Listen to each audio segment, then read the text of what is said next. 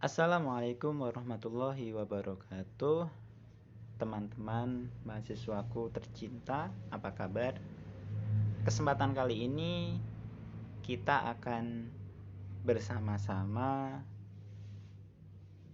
kuliah dalam penulisan karya tulis ilmiah. Sebelum kita mulai perkuliahan ini, kita sama-sama membaca Bismillah lebih dulu. Bismillahirrahmanirrahim. Oke, terima kasih.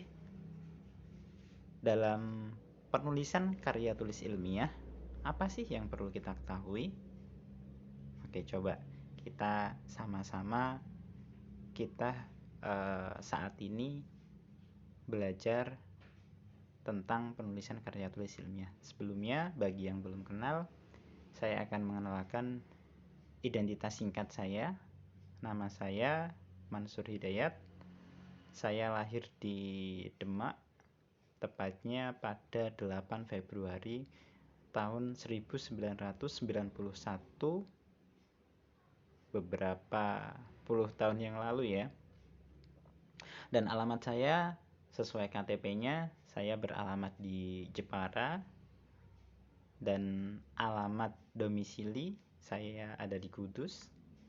Nah, sehari-hari saya untuk home base-nya, saya sebagai dosen ilmu komunikasi di Prodi Komunikasi dan Penyiaran Islam, Fakultas Dakwah dan Komunikasi Islam, Institut Agama Islam Negeri Kudus.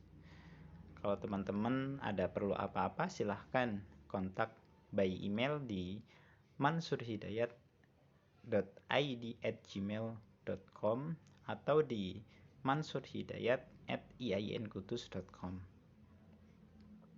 Itu sekilas tentang saya. Baik, kita langsung ke materi saja. Oke, ketika saya menyebut tentang karya tulis ilmiah, kira-kira teman-teman berpikirnya apa sih ini? Oke, kita sama-sama ini ya, lanjutin ya penjelasannya. Kalau kita lacak di KBBI, ilmiah ya, itu diartikan sebagai bersifat ilmu secara ilmu pengetahuan, memenuhi syarat atau kaidah ilmu pengetahuan. Misalkan contohnya, penerbitan jurnal ilmiah berkembang dengan pesat. Atau ilmiah populer diartikan sebagai bersifat ilmu tetapi menggunakan bahasa umum sehingga mudah dipahami oleh masyarakat awam. Oke, kita lanjutin lagi.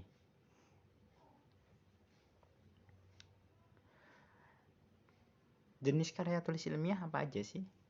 Ini kita belajar tentang jenis karya tulis ilmiah.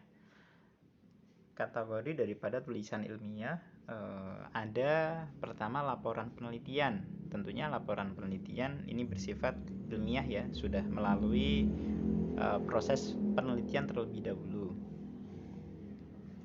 Selanjutnya ada makalah. Harusnya makalah yang teman-teman sajikan ini juga bersifat ilmiah karena melalui penelitian proses telaah terlebih dulu, walaupun nanti kategorinya berbeda, tapi dia termasuk ke dalam jenis karya tulis ilmiah. Bisa juga ini artikel ilmiah, kemudian kalau dikemas ya menjadi artikel populer.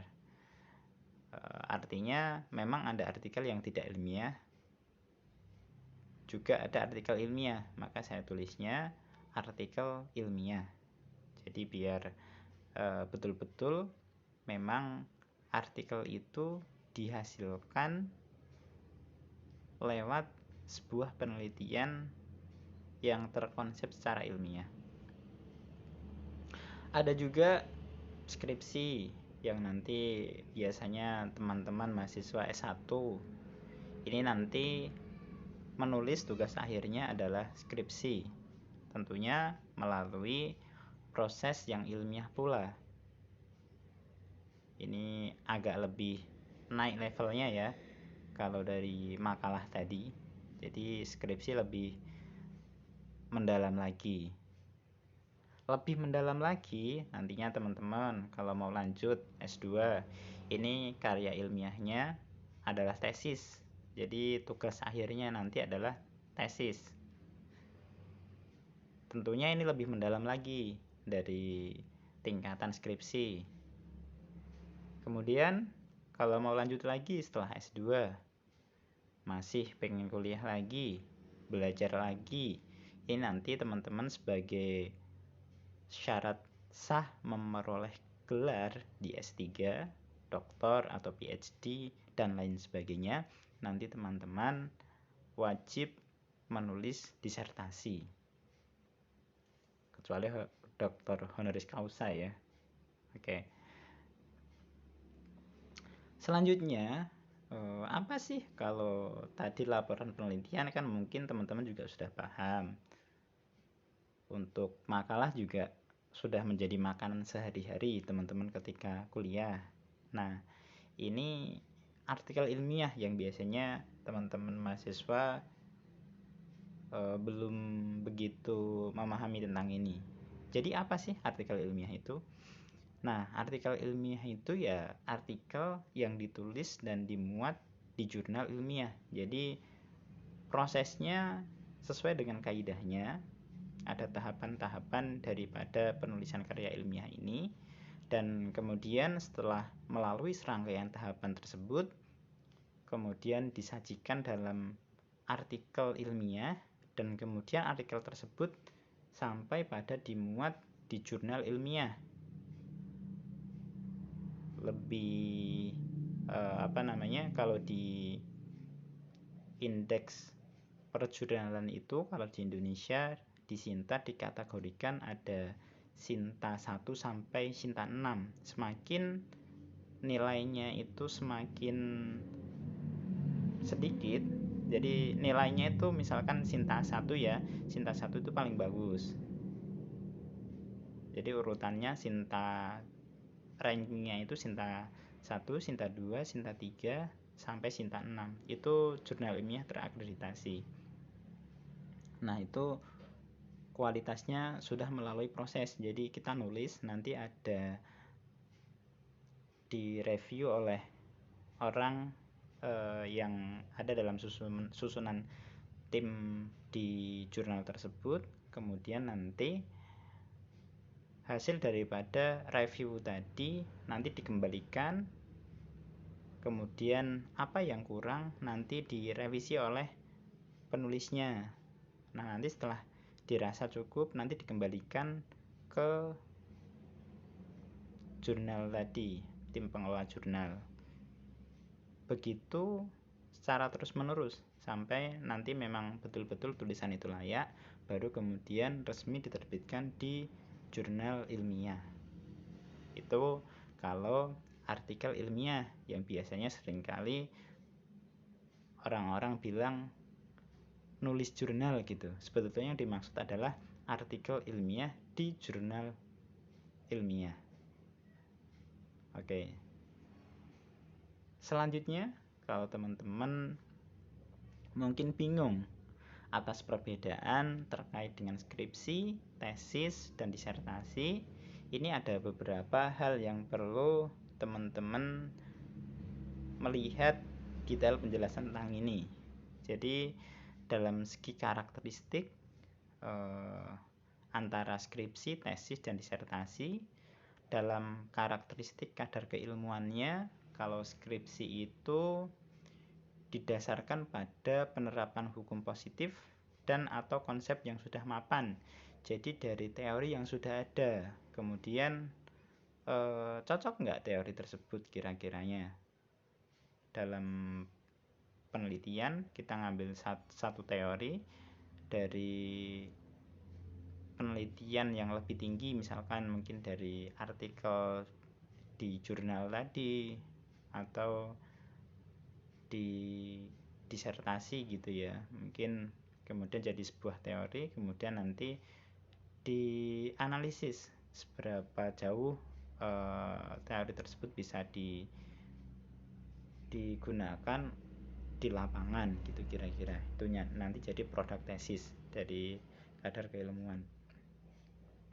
Kemudian kalau tesis itu sendiri dalam kadar keilmuannya, penelitiannya adalah orisinil yang disajikan secara kritikal dan logikal terhadap teori yang ada.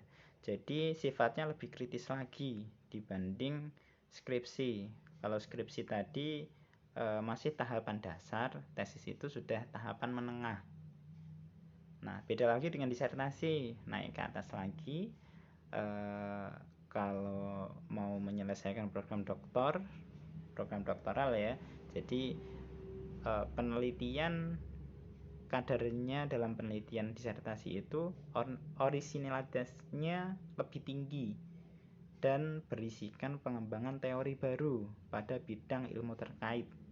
Jadi misalkan teman-teman nanti di S3 ngambil tentang jurusan komunikasi, berarti nanti harus bisa menemukan teori baru dari bidang ilmu terkait tadi, ilmu tentang komunikasi tadi. Kemudian dalam ruang lingkupnya, ini bisa dibedakan. Deskripsi itu ruang lingkupnya sempit dan dangkal, jadi pada tataran permukaan atau implementatif saja. Kalau tesis lebih luas dan agak mendalam. Kalau disertasi lebih spesifik tapi dengan kajian yang komprehensif dan mendalam. Kemudian dari intensitas kegiatannya, mungkin skripsi ya lingkupnya kecil ya. Kalau tesis agak lebih besar lagi. Kalau disertasi harus lebih besar lagi karena memang program doktoral ya. Sementara untuk waktu penelitian di skripsi lebih singkat, tesis agak lama, disertasi lebih lama. Mungkin penelitian dalam skripsi itu bisa jadi butuh waktu sebulan, di tesis butuh waktu 2 atau 3 bulan misalkan, atau sampai 5 bulan. Kalau di disertasi bisa jadi penelitiannya mengambil datanya selama beberapa tahun, jadi lebih lama ya waktunya.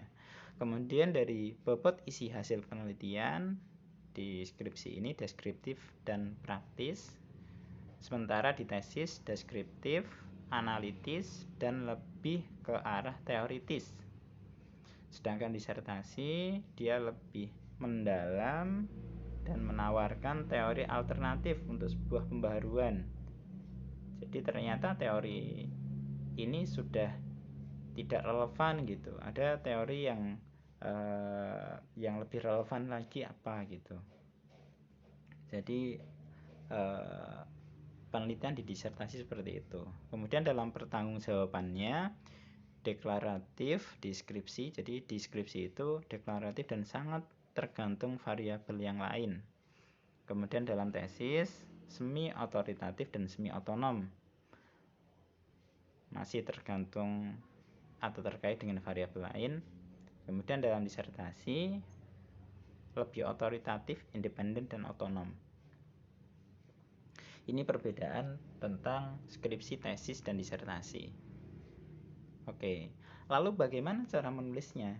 Jadi menulis karya ilmiah itu seperti apa sih caranya? Bagaimana sih tahapan-tahapannya? Oke, kita lanjutkan. Berikut tahapan dalam penelitian. Pertama, kalau teman-teman nanti mau meneliti ya, hal yang pertama adalah kita harus memilih.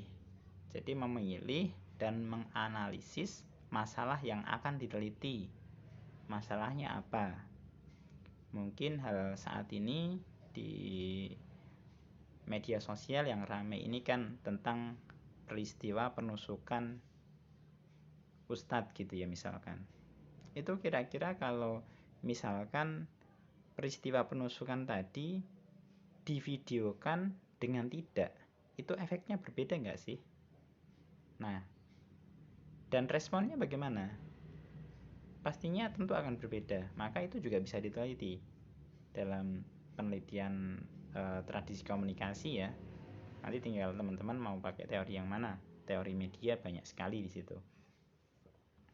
Kemudian setelah kita mengetahui masalahnya, kemudian tentukan metodologi penelitian yang pas untuk menganalisis masalah tersebut apa. Jadi kita punya masalah nih, sudah tahu masalahnya apa gitu. Kemudian ketika sudah tahu masalahnya, kita tentukan alat analisisnya itu apa, metodologi yang pas itu seperti apa untuk menganalisis masalah tersebut. Selanjutnya ketika kita sudah tahu bagaimana metodologi yang pas digunakan untuk menganalisis masalah tersebut, kita kumpulkan datanya, data-data dari mungkin media tadi tentang peristiwa tadi. Kita bisa kumpulkan data-data dari mungkin media sosial, YouTube nanti bagaimana, kemudian di media sosial Facebook, kemudian di Twitter atau di media yang lain, itu teman-teman kumpulkan, misalkan seperti itu ya. Itu nanti seperti apa kumpulan data-data itu ketika sudah terkumpul, kemudian baru data itu bisa diolah. Jadi kemudian bisa diolah, dianalisis, dan data itu bisa diinterpretasi. Jadi metodologi itu nanti seperti ini ya, masalah itu kan seperti bahan bakunya, dan masalah kemudian ada datanya. Jadi itu adalah bahan baku. Misalkan ketika kita memasak gitu ya, data itu sebagai sayurnya. Misalkan kita mau masak sayur gitu ya, sayuran yang mentah itu sebagai kalau masalah tadi kan saya mau masak sayur lodeh misalkan, apa yang kira-kira harus dibeli di pasar itu kan analisis masalahnya ya. Saya punya keinginan ini, ingin meliti ini gitu. Kemudian ketika lodeh itu bahan bakunya apa, berarti harus membeli sayur lodeh gitu ya, bahan baku sayur lodeh. Kemudian proses memotongnya itu seperti metodologi ya. Jadi dikupas buah dari tewel itu, kalau orang Kudus mengatakan, jadi nangka yang masih muda itu, nah itu diiris-iris kemudian bisa dimasak. Nah kemudian sebelum dimasak itu kan diiris-iris dulu. Nah itu metodologinya, harus menggunakan pisau yang tentunya memang harus tajam gitu ya. Nah kemudian setelah itu tersaji, tinggal mengolahnya gitu ya. Sudah dicuci pakai air sedemikian rupa. Nah itu proses mengolahnya harus seperti apa. Kemudian ketika ada kotorannya, nah itu dibuang saja. Yang diperlukan memang apa, kalau kulitnya nggak kepake ya sudah dibuang aja. Nah ini proses pengolahan dan analisis dan interpretasi data tuh kira-kira seperti itu. Nah kemudian baru ketika semua ya sudah memang dilakukan, maka proses penyusunan laporan penelitian tersebut memang baru bisa disajikan. Jadi mulai dari awal tadi, dari proses memilih masalah tadi hingga sampai pada penyusunan laporan penelitian, itu adalah tahap-tahap daripada penelitian. Karena kita lingkup cakupannya adalah bidang komunikasi, teman-teman dari bidang ilmu komunikasi, maka dalam penulisan karya tulis ilmiahnya teman-teman bisa menfokuskan. Jadi mau menganalisis komunikasi misalkan ya, komunikasinya dibedakan. Jadi komunikasi yang seperti apa? Apakah komunikasi interpersonal, apakah komunikasi kelompok, ataukah komunikasi dalam sebuah organisasi atau instansi, atau komunikasi massa, atau komunikasi budaya. Dan ruang saat ini komunikasi keseluruhan ini juga bisa ya juga masuk dalam new media. Jadi teman-teman bisa dari rumah masing-masing menganalisis nyari permasalahan, kemudian diteliti dari rumah masing-masing melalui media yang ada. Seperti teman-teman melihat presentasi kali ini, medianya apa, itu bisa dijadikan sebagai sebuah penelitian media tersebut. Oke, demikian itu sekilas penjelasan singkat terkait dengan mata kuliah penulisan karya tulis ilmiah